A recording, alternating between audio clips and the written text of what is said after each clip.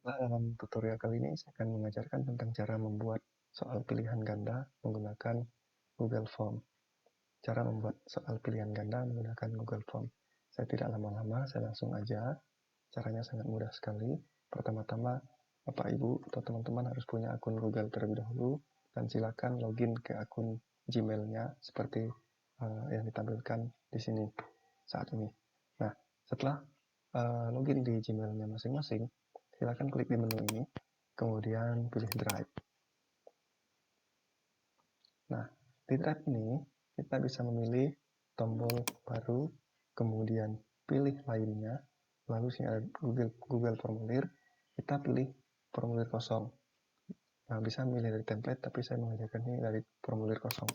Dan yang saya ajarkan adalah cara membuat pilihan ganda, walaupun formulir Google ini bisa digunakan untuk membuat kotak centang dan yang lain, esai dan sebagainya. Saya mengajarkan hanya pilihan ganda saja di sini. Nah, ini kita bisa kasih judul, misalnya tugas bahasa Indonesia. Dan di bagian deskripsi formulir, ini bisa ditambahkan deskripsinya ini tentang misalnya cara-cara mengisi soal ini, petunjuk-petunjuk dan sebagainya. Nah, di sini saya beri kolom nama lengkap kayak gitu. Ini diubah menjadi jawaban singkat. Ini wajib diisi. Tambahkan satu lagi kelas misalnya. Ini otomatis berubah menjadi jawaban singkat dan wajib diisi. Nah, ini bisa kita ubah namanya menjadi tugas bahasa Indonesia. Baik, sekarang kita akan membuat pertanyaan. Klik di tambah pertanyaan ini. Pertanyaan 1, pertanyaan Anda. Katakanlah begitu. Pertanyaan Anda, ya. Ini sebagai A, B, C, D. Ini Bapak Ibu, teman-teman bisa mengetik sendiri A, B, C, D, E. Ya. Ini wajib diisi. Kemudian pertanyaan yang kedua, A, B, C, D. Oke, wajib diisi juga. Pertanyaan yang ketiga, B, C, D. Ini wajib diisi. Wajib diisi juga. Oke. Sekarang ke pertanyaan keempat. Ini A, B, C, dan D. Ini wajib diisi. Kemudian yang kelima, pertanyaan Anda. A, B, C, D. Ini wajib diisi juga. Oke. Nah, saya hanya membuat contoh 5 saja. Ini bisa dibuat 10, 20, 100 pertanyaan, terserah Bapak Ibu, teman-teman yang mengaturnya. Ya, saya hanya mencontohkan 5 aja. Ya, dan ini bisa diklik. Ya, misalnya ini sesuai dengan jawaban. Ini pertanyaannya apa? Misalnya berapakah jumlah tiang listrik? Jawabannya 1, 3, 4, dan seterusnya, terserah. Kemudian ini ada tab respon. Semua pengirim atau pengisi formulir ini akan ditampilkan di bagian respon ini. Misalnya ada 20 orang, itu nanti akan muncul di sini. Ya. Nah, kita lanjutkan lagi di pertanyaan. Nah, kita akan memberikan skor pada pertanyaan-pertanyaan ini supaya skor-skor ini misalnya menjawab nomor 1 itu mendapat nilai 20, nomor 2 itu 20. Kalau menjawab 5 pertanyaan dengan benar, maka 20 kali 5 itu sama dengan 100. Kita masuk ke menu pengaturan ini. Nah, di sini, di tab umum, kita klik di kumpulkan alamat email. Kalau sebagai seorang guru yang memberikan soal kepada muridnya, ini wajib mengumpulkan alamat email. Menurut saya wajib, dan semua siswa-siswa harus memiliki alamat email. Itu pun harus email Google, bukan email yang selain Google. Baik, tanda terima respon bisa kita pilih selalu. Kemudian batasi ke 1 tanggapan perlu masuk. Artinya semua orang yang memiliki link ke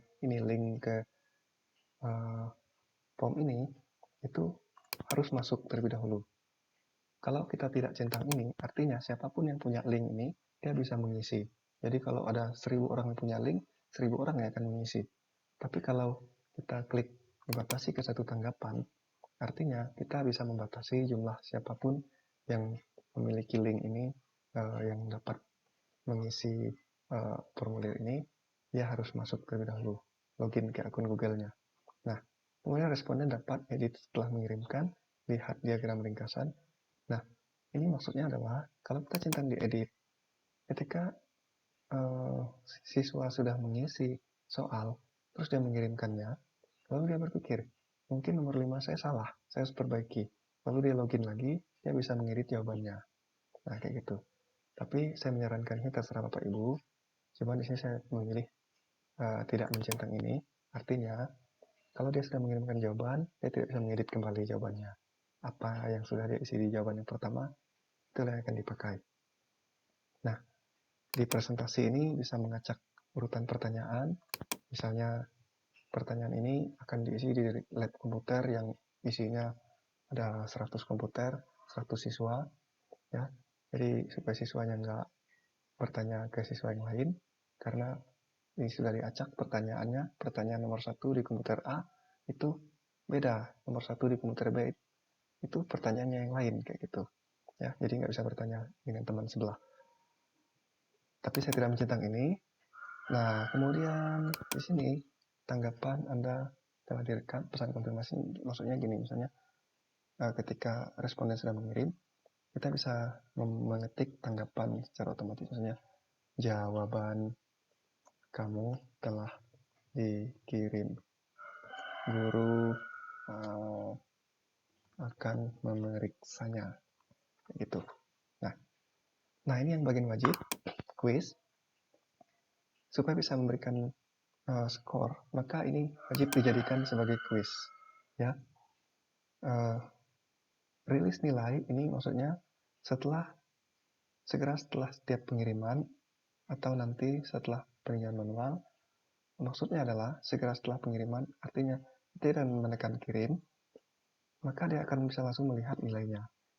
Tetapi di bagian ini nanti setelah peninjauan manual, artinya kalau dia sudah mengirimkan jawaban, dia belum bisa melihat nilainya, tapi nilainya bisa dilihat setelah gurunya mengirim secara manual. Saya pilih di sini segera setelah pengiriman. Dan ini saya centang semua. Kalau sudah selesai, saya simpan. Nah, setelah begini, teman-teman lihat di sini sudah ada kunci jawaban. Ya. Jadi di pertanyaan yang satu, kunci jawabannya itu katakanlah A. Nilainya itu 20. Selesai. Kemudian pertanyaan yang kedua, kunci jawabannya itu D misalnya. Nilainya 20 poin. Selesai. Dan pertanyaan yang ketiga, kunci jawabannya itu di B.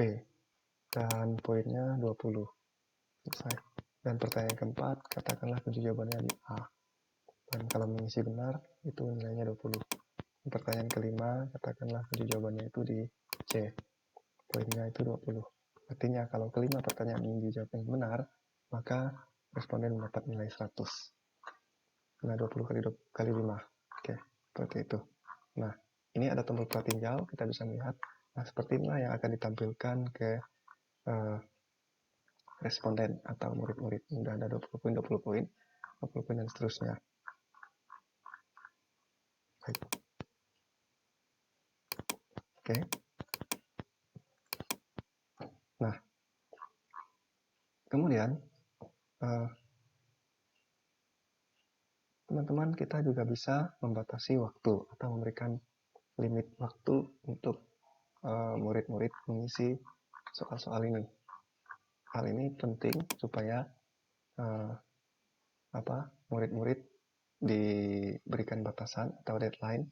Kalau misalnya diberi batas waktu 1 hari, artinya kalau lebih dari waktu yang sudah ditentukan, mereka tidak bisa mengisi lagi, artinya mereka tidak mendapat nilai. Nah, caranya adalah sebagai berikut. Di pengaturan ini memang tidak ada, ya, tetapi kita bisa menambahkan aplikasi pihak ketiga dengan mengklik di menu ini, ya, tombol garis 3 secara vertikal ini, kita pilih add-on di sini. Tunggu sebentar. Nah, kita akan menggunakan form limiter ini. Klik di sini, lalu kita pilih install. Lanjutkan. Oke, saya akan menggunakan akun Google ini. Nah, kita pilih izinkan.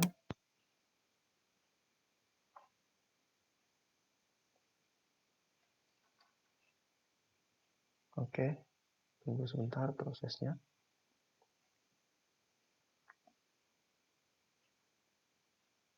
Baik, sekarang kita klik di selesai. Nah, perhatikan di sebelah ini, sebelah kiri, sebelah kanan ini, sudah muncul form limiter. Kita tutup ini. Nah, form limiter ini misalnya begini. Saya pilih date and time. Formulir ini akan dibatasi sampai tanggal 31 Maret 2020. Misalkan jam 12 atau jam 10 pagi. Ya, ini bisa PM itu 10 malam. Kalau AM itu jam 10 pagi. Nah, saya katakanlah ini tanggal 31 bulan Maret 2020 jam 10 pagi. Artinya, lewat dari jam ini dan tanggal ini, responden tidak bisa mengisi lagi. Ya, bisa menggunakan number of form responden. Misalkan hanya dibatasi untuk 50 responden saja. Kita ketik 50 di sini. Ya. Tapi saya lebih suka menggunakan date and time. Misalkan ini saya kasih batas waktu ini tanggal 30 jam 10 pagi umpamanya 10 AM. Nah, oke. Set. Nah, di sini kita bisa kasih pesan ya. Pesan kalau sudah habis waktunya. Misalnya kita kasih pesan Anda tidak memiliki kesempatan mengisi soal lagi karena waktu sudah habis. Misalnya begitu. Oke, ini kita save and enable. Kayak gitu. Save and enable. Oke, seperti itu. Nah, artinya tanggal 30 bulan 3 jam 10 pagi ini batas pertanyaan ini masih bisa diisi. Tapi kalau lewat dari jam dan tanggal ini, itu nggak bisa lagi. Kayak gitu. Ya. Nah, sekarang kita akan memilih atau mengirimkan form ini. Dengan cara ini. Kirim formulir ini. Ya. Subjek. Nah, ini adalah email siswa-siswa kita. Siswa-siswi kita. Misalkan saya mengirimkan ke Sintang Web 15@gmail.com umpamanya. Nah, ini subjeknya tugas bahasa Indonesia. Pesannya kita bisa isi. Misalkan isinya itu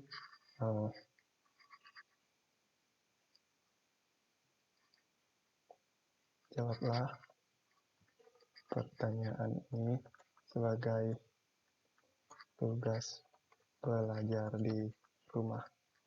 Batas waktu adalah tanggal 30 Maret 2020 jam 10 pagi.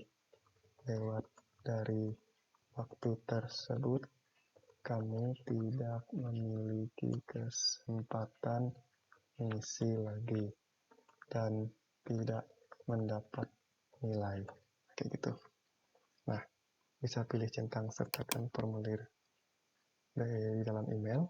Oke, kita klik kirim. Ya, kirim ke sintangweb@gmail.com. Nah, saya akan mencoba login ke sintangweb@gmail.com melalui browser Firefox.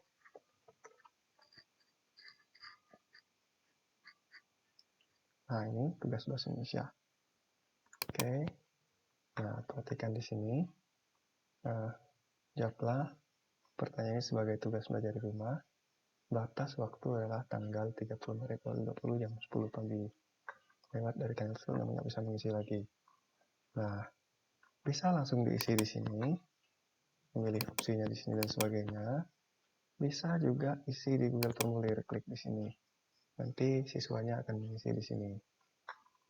Misalkan di sini email Anda sintangweb 15@gmail.com.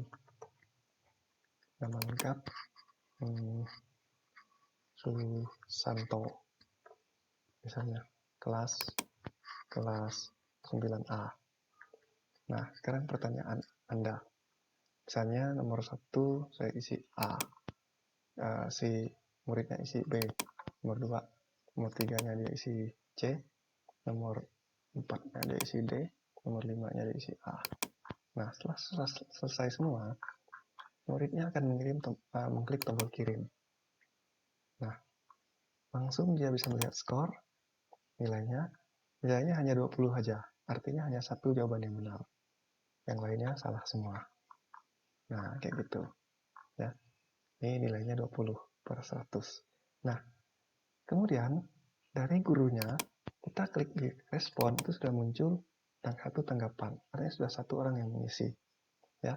Kita bisa memilih di tab ini, pertanyaan ini bisa begini, bisa juga per pertanyaan, ya, bisa juga per individual. Nah, per individual ini per email ini. Nanti kalau 10 orang ada 10 email yang ditampilkan di sini, ya. Nah, di sini nilainya 20 dari 100 poin. Nah, kita bisa lihat di sini hanya satu ini yang benar. Nah, seperti itu Bapak Ibu. Jadi sangat mudah sekali membuat pertanyaan pilihan ganda dan sangat bermanfaat sekali di saat-saat situasi seperti ini. Nah, jika ada pertanyaan lanjutan, Bapak Ibu bisa bertanya dengan meninggalkan komentar di bawah video ini. Ya, saya hanya mengajarkan sampai sini saja. Nanti kalau diperdalam lebih dalam lagi, Bapak Ibu akan menemukan manfaat-manfaat yang terlalu banyak di Google Form ini. Baik, sekian dulu tutorial saya. Jangan lupa like, komen, dan subscribe tentunya. Terima kasih.